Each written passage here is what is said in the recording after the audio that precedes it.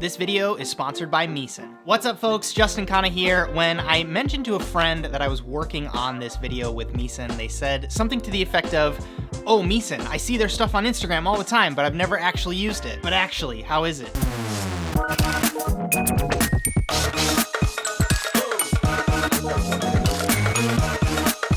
Do this.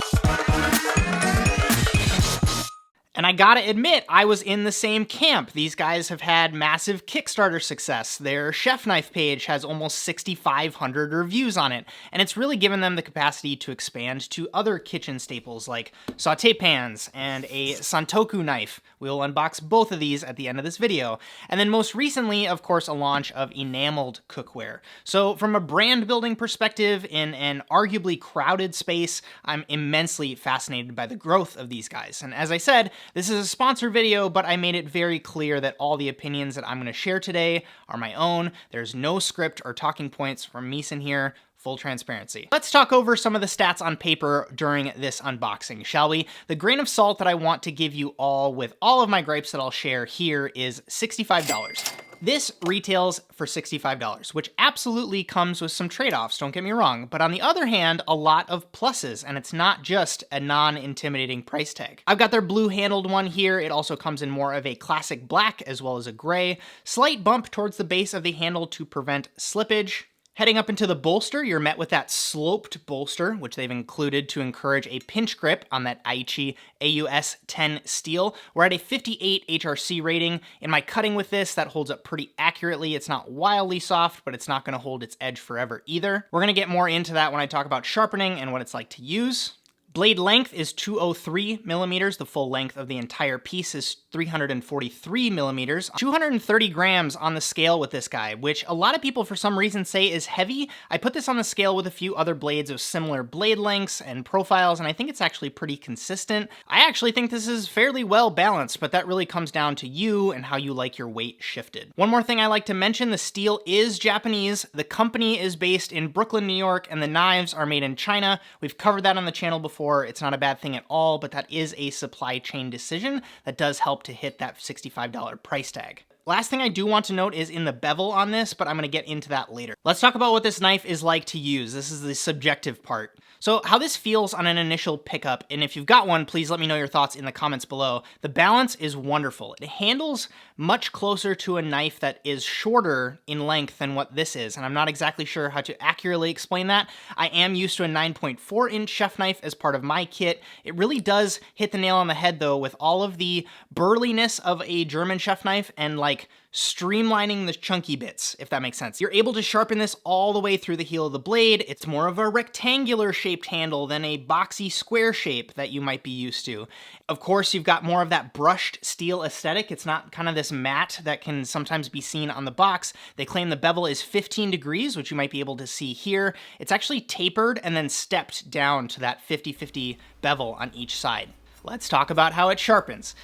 And it's fine. The edge out of the box could use a bit of a polish. I think I've touched on that already, and I found it valuable to do that. It made my cutting experience much better. But I do stress about the tapering of the blade requiring an entirely new edge, because if you work some of the steel off of this, I'm not exactly 100% sure you're going to be able to maintain that steep of an angle. And then the question becomes, will it feel like the same knife? I don't know. Time will tell. You've got the 2 pins to hold this synthetic handle in place. There's definitely no wood, no heavy resin action, but in the few weeks that I've been using it, it's definitely worn a bit, so call it a patina, call it a wear and tear. In doing my homework for this video, I didn't actually find that many gripes about the handle materials from people online, so they don't exactly specify on the site what they're using to make the handle, but my biggest complaint is the finishing and the gaps on the handle.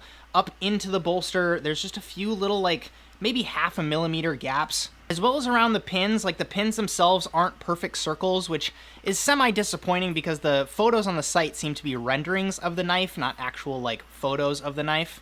I'm gonna do the same very non-scientific example here that I did with the Aura 2.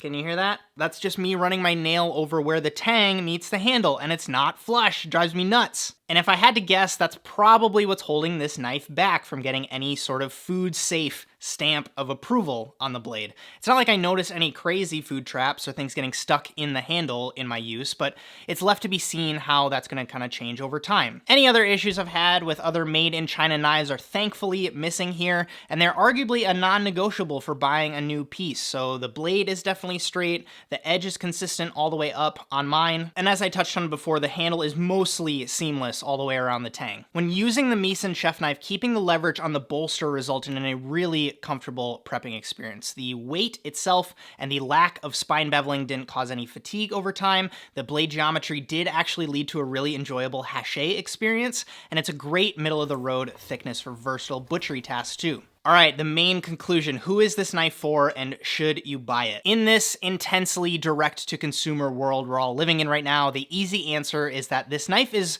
part of the, like, let's not order Postmates, let's cook tonight from our Blue Apron box. I just got off a long day of Zoom meetings, I took a lift home, and I'm gonna kick off my Allbirds and sleep on this purple mattress and watch The Mandalorian on Disney Plus starter pack, right? If you cook a lot at home and it's only for more than maybe 4 people once or twice a month, and you want a really solid knife that's just gonna hold its edge between sharpenings, it's not gonna be high maintenance, it's gonna look great in your kitchen, and it's gonna feel really good to use, I don't think you can go wrong here. Also, depending on how old you are, we aren't our parents, right? I'm getting married in a month, and the knife block as a wedding registry quintessential gift item, it's not us, right? I'm obviously not asking for knives for wedding gifts, but if you're sitting here and asking yourself, what am I gonna do with a 7 knife block? I only use my chef knife. You can potentially save a ton and get a piece that's gonna serve you well and use the rest of those funds on a fun Japanese petty or a nice honing rod or some sharpening stones or a new cutting board versus dropping $450 on a knife block. For the professional, this could be a natural first upgrade from your culinary school set or a great secondary knife to keep in your bag for specific tasks on your list, like haché. Or even if you find that the one you have in your kit wasn't ergonomic enough, they have a short version of this knife that's 6.8 inches, $55, and might be a lifesaver for smaller handed folks. Another question and thing that came up in the forums was, can you go Japanese at this price point? Yes, technically, but I would just double your budget, and I think you could get into something a little nicer in the Japanese side of things, and of course, depending on where you buy it, this is technically the price of 2 Victorinox 5-box Pros. The same length, half the price. So weigh that into your decision too, even though this one feels a little sturdier and just a little more modern. Jumping in here real quick with a friendly reminder for the folks who were just here for the chef knife review. I've got a link down below in the description, or you can use misen.co/Justin Khanna for 20% off your first order, whether you like the chef knife or any of the stuff I'm about to unbox in this video. As if the price point wasn't low enough, that's a little bit of extra love for you folks. So thanks, Misen. All right, they were nice enough to send out a box of a bunch of fun goodies. I'm definitely interested in this skillet, so let's unbox that first, and then we will go into the Santoku. All right, 10-inch skillet. Got some hashtagging going on the box here.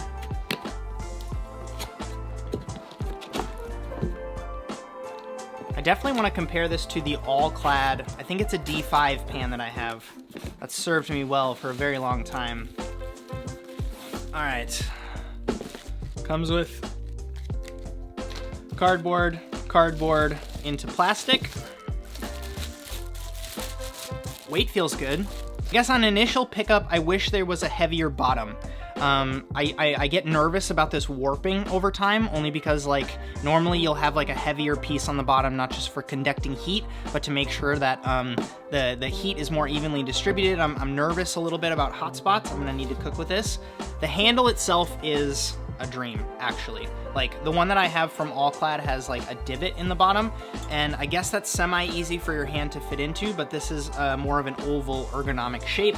Nice that there's some hooks in here for people that like to store their pans like that.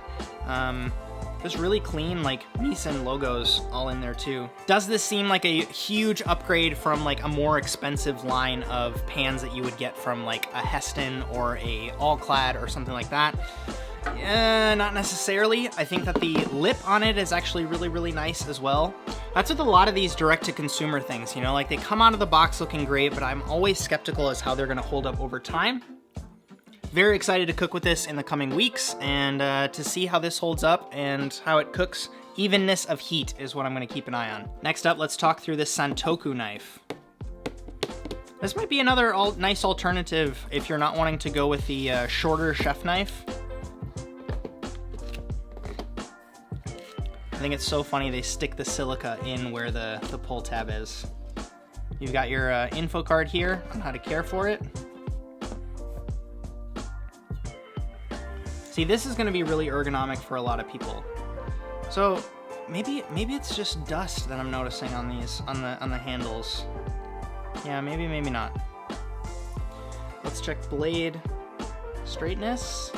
Yep, we're all good. No stress on that. And yeah, from what I can tell, the beveling on this edge is a little bit like the bevel itself is not as deep as it is on the chef knife. Not as many handle gaps as on the chef knife, which is actually really nice to see. Yeah, handle shape and length is almost exactly the same. I think if anything, the blade profile is the only thing that's different here. What I would enjoy prepping with this versus the chef knife is the ability to kind of like scoop as you're chopping, if that's your style, if that's the way that you go. There are definitely more knives here than what I know to do with, and so I'm gonna make sure that these go to my supporters on Patreon. I'm gonna find a way to make sure that that gets evenly distributed. And yeah, it'll be about a week after that this video posts when I'll announce that. If you want to support on Patreon, that would be greatly appreciated. The family there is just the best. They're just super supportive through the non-upload times and the upload times, and I really want to make sure that those folks feel the love. Leave a like down below if you like gear videos like this, because there's going to be more coming out soon. I actually am looking at a pair of shoes right now that I'm very excited to review. They're more barefoot style. They're leather, and I think there might be a game changer in my chef uniform selection. Until next time, I hope you and yours are well. Thank you so much for your attention. My name is Justin Khanna. Have a good one.